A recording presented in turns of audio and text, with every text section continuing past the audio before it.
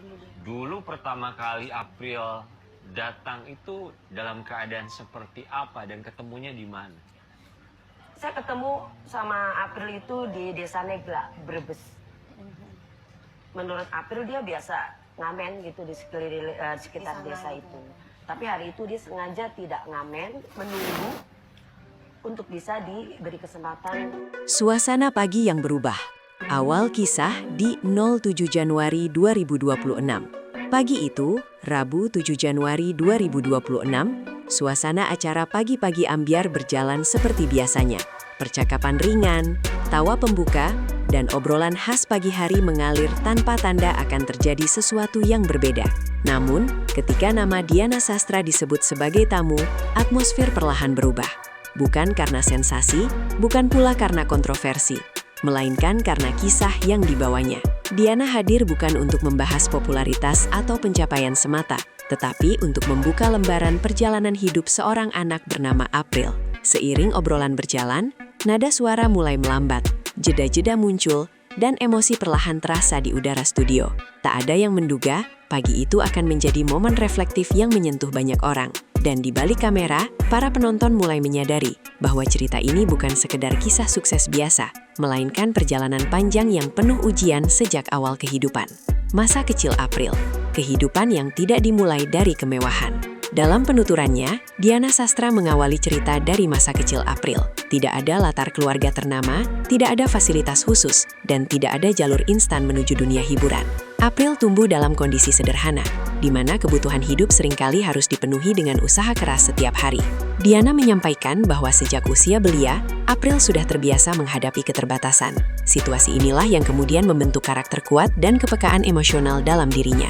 Di tengah keterbatasan tersebut, musik menjadi satu-satunya ruang pelarian dan harapan, bukan sebagai hiburan semata, melainkan sebagai cara bertahan.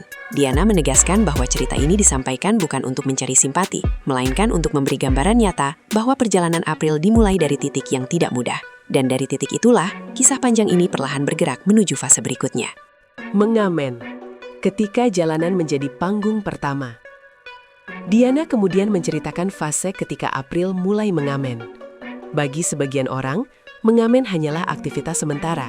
Tetapi bagi April, itu adalah satu-satunya cara untuk menyalurkan bakat sekaligus bertahan hidup. Dengan alat seadanya, April menyanyi di ruang publik, menghadapi berbagai respons, dari apresiasi hingga penolakan. Tidak semua hari berjalan baik. Ada kalanya suara harus tepat keluar meski hati sedang tidak kuat. Diana menyampaikan bahwa pengalaman ini membentuk mental April, mengajarkannya menghadapi penilaian publik sejak dini. Namun yang jarang diketahui, di balik setiap lagu yang dinyanyikan, tersimpan mimpi besar yang nyaris tak pernah diucapkan. April hanya percaya bahwa suatu hari, suaranya akan didengar lebih luas. Saat itu belum ada jaminan apapun, hanya keyakinan tipis yang terus dijaga. Kesempatan tak terduga, jalan menuju Akademi 7. Menurut Diana, titik penting berikutnya datang ketika April memberanikan diri mengikuti audisi Akademi 7. Keputusan ini bukan tanpa keraguan. Persaingan ketat, peserta berpengalaman dan tekanan mental menjadi tantangan besar. Namun April memilih mencoba. Dalam proses seleksi, suara dan karakter April mulai menarik perhatian, bukan hanya karena teknik vokal, tetapi karena emosi yang tersampaikan. Diana menegaskan bahwa lolosnya April ke tahap berikutnya bukan hasil keberuntungan semata, melainkan buah dari perjalanan panjang sebelumnya. Akademi 7 menjadi panggung pertama yang mempertemukan April dengan sorotan nasional. Meski demikian, di balik pencapaian itu, tekanan justru semakin besar. Setiap penampilan menjadi ujian, setiap komentar menjadi beban baru. Dan di titik ini, perjalanan April justru semakin berat. Tekanan dan tantangan popularitas yang tidak selalu indah. Diana mengungkap bahwa selama berada di Akademi 7, April menghadapi tekanan luar biasa. Bukan hanya soal performa, tetapi juga ekspektasi publik. Kritik datang dari berbagai arah, sebagian membangun, sebagian lainnya terasa berat secara emosional. Diana menegaskan bahwa fase ini sering disalahpahami oleh penonton. Di layar, semuanya terlihat gemerlap. Namun di balik layar, April harus berjuang menjaga fokus dan kestabilan diri. Ada momen kelelahan, ada rasa ragu, dan ada saat-saat di mana semangat nyaris runtuh. Meski begitu, April tetap bertahan. Bukan karena ingin terkenal semata, tetapi karena merasa bertanggung jawab pada mimpi yang telah diperjuangkan sejak kecil. Dan dari sinilah, karakter April mulai dikenal sebagai pribadi yang kuat. Setelah akademi, jalan panjang yang tidak langsung mudah. Diana juga meluruskan anggapan bahwa kehidupan April langsung berubah drastis setelah Academy 7. Faktanya, fase setelah kompetisi justru menghadirkan tantangan baru. Dunia hiburan menuntut konsistensi, mental kuat, dan kesabaran. April harus belajar beradaptasi, menghadapi ekspektasi publik, dan membangun identitasnya sendiri. Tidak semua peluang datang dengan mudah. Ada penolakan, ada penundaan, dan ada proses panjang yang harus dijalani. Diana menekankan bahwa keberhasilan April saat ini bukan hasil instan. Semua melalui tahapan yang seringkali tidak terlihat oleh publik. Dan justru di fase inilah, April membuktikan bahwa ketekunan lebih penting daripada sorotan sesaat.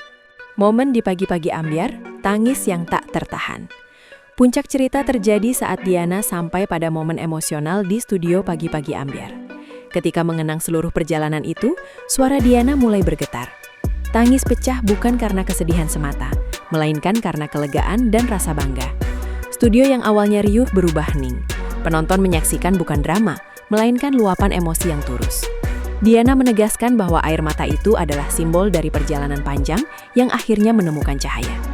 April tidak hadir sebagai sosok sempurna, tetapi sebagai manusia yang bertahan melalui banyak fase sulit. Dan momen ini menjadi titik di mana cerita tersebut menyentuh banyak hati. Reaksi publik, empati yang mengalir luas. Setelah tayangan tersebut, reaksi publik bermunculan. Media sosial dipenuhi komentar empati, dukungan, dan apresiasi. Banyak yang mengaku baru memahami sisi lain perjalanan April. Diana menyampaikan bahwa respons ini menunjukkan satu hal penting. Masyarakat masih menghargai kisah perjuangan yang jujur. Tanpa sensasi, tanpa penggiringan opini, cerita April diterima apa adanya. Ini menjadi bukti bahwa kejujuran emosional memiliki tempat tersendiri di tengah derasnya konten hiburan.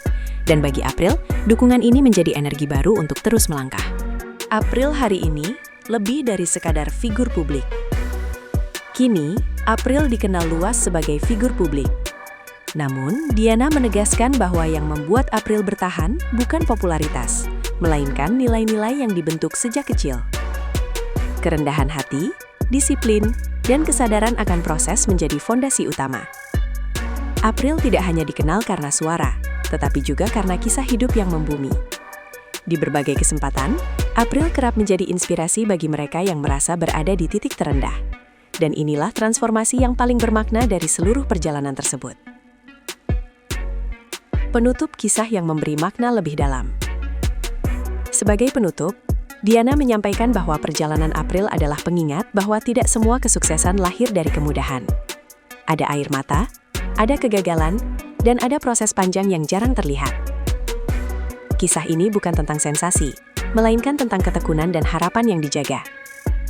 Pagi itu, di tanggal 7 Januari 2026, sebuah cerita sederhana berubah menjadi pengingat kolektif bahwa setiap orang memiliki perjuangannya sendiri. Dan terkadang, satu kisah jujur sudah cukup untuk membuat banyak orang merasa tidak